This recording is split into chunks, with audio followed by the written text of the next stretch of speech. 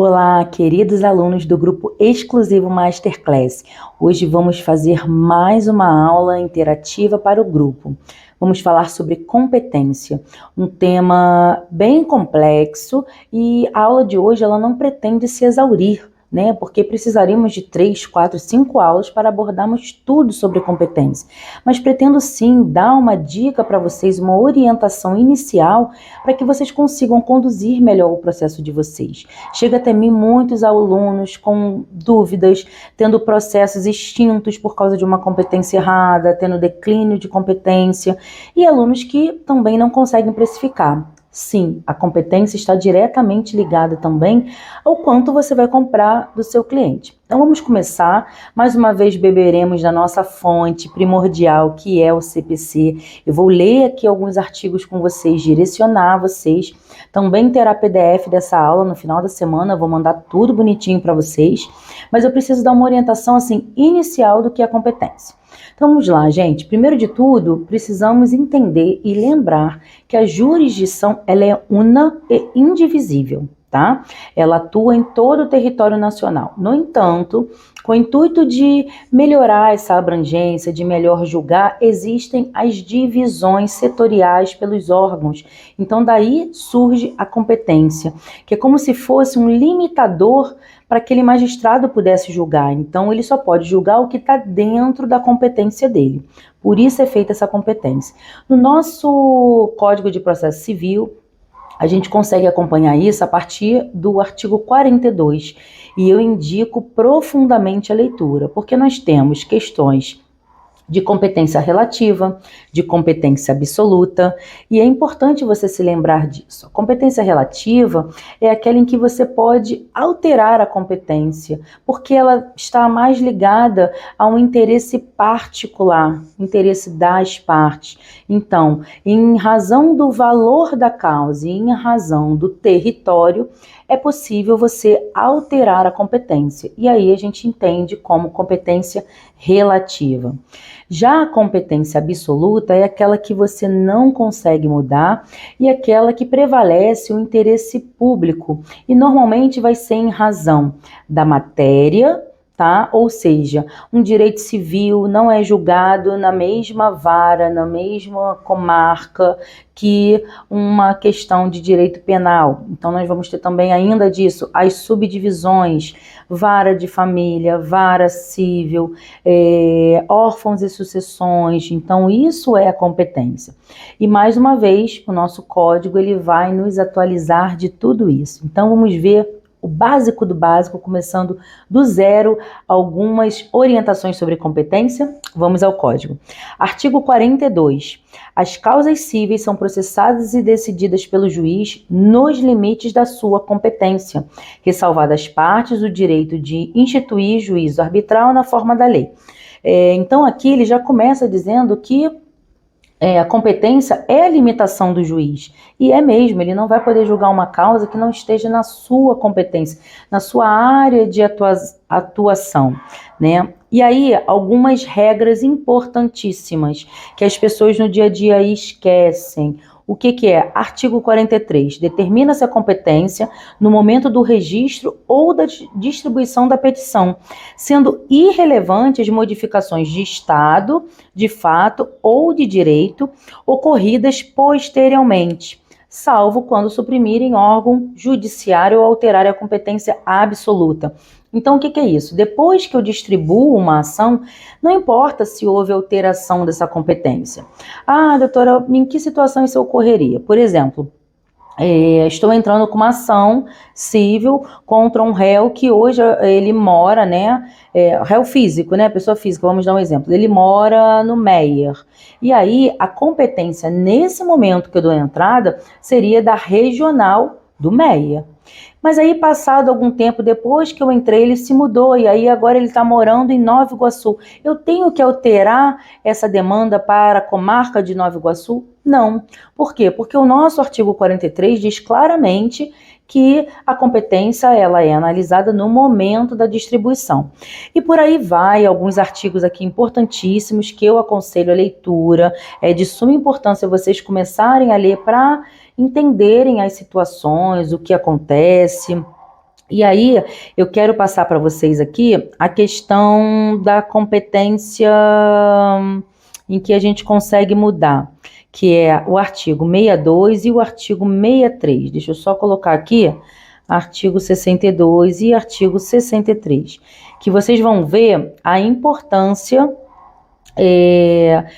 de se entender isso daqui. Artigo 62. A competência determinada em razão da matéria, da pessoa ou da função é inderrogável por convenção das partes. Que competência é essa que a gente está falando? Competência absoluta. Então, em razão da matéria, em razão da pessoa, em razão da função, eu não posso simplesmente alterar uma competência. Já o nosso artigo 63 vai falar o que pra gente?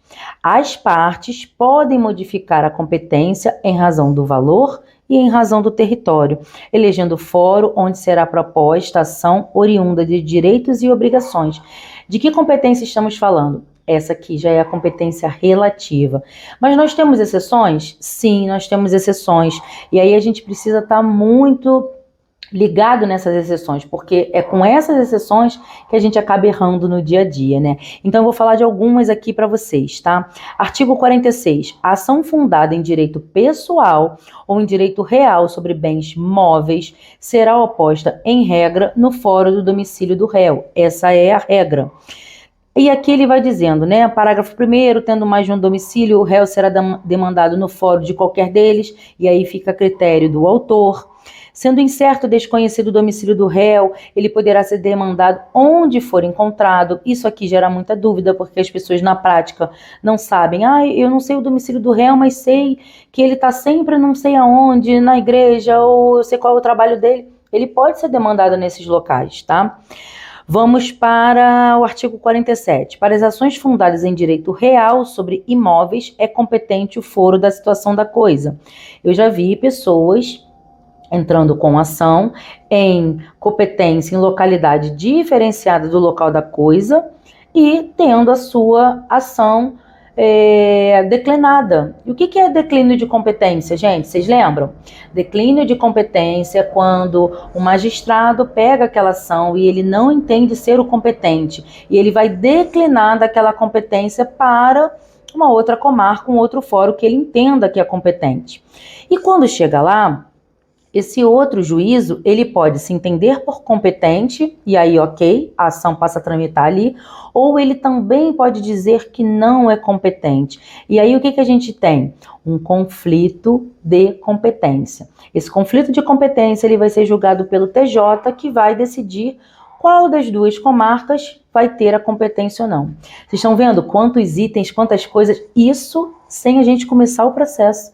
Porque assim, eu tenho alguns casos aqui em que houve essa situação de declínio de competência e ficou mais tempo tramitando do que o processo em si, né? Porque isso aí foi tudo antes de citar o réu.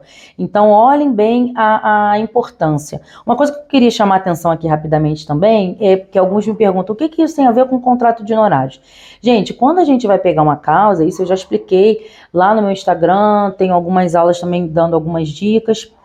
Quando a gente vai fazer o nosso contrato de honorários, a gente precisa entender a causa como um todo, sobre o que é, qual é a matéria, mas também precisamos entender aonde vamos distribuir isso. Eu, por exemplo, eu tenho clientes e alunos no Brasil todo. Eu estou com uma causa no Rio Grande do Sul, eu tenho causa em Brasília, e é claro que dependendo da localidade, o meu preço vai ser diferente. Então, você não pode simplesmente pegar uma causa, é pensão alimentícia. Não, eu vou pegar aqui e vou cobrar X. Tá, e aonde vai ser proposto isso? Será que essa comarca ela anda? Será que não anda? Será que você vai precisar fazer muitas diligências? Então, assim, advogado precisa conhecer de competência.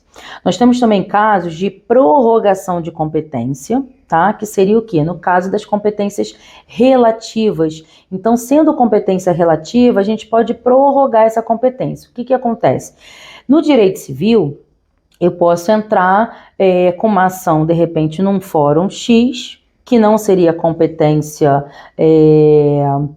primária, né? Mas se o réu, no primeiro momento que ele tem para falar no processo, ele não reivindicar essa alteração de competência, existe ali a prorrogação da competência. Aquele magistrado passa a ser o magistrado competente para analisar aquilo dali.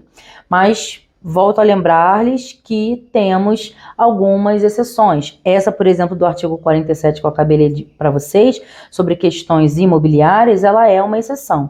Existem exceções também na lei federal, tá? No juizado federal. Por quê? Porque as regionais, elas têm competência absoluta. Regionais não, desculpa.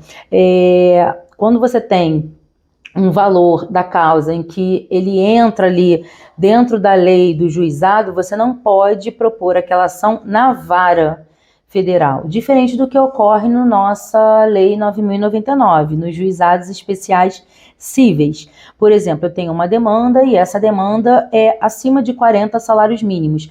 Eu posso distribuir ela no juizado desde que eu abra mão do excedente. Já na Justiça Federal, eu não posso fazer isso. Por quê? Porque o juizado vai ter competência absoluta.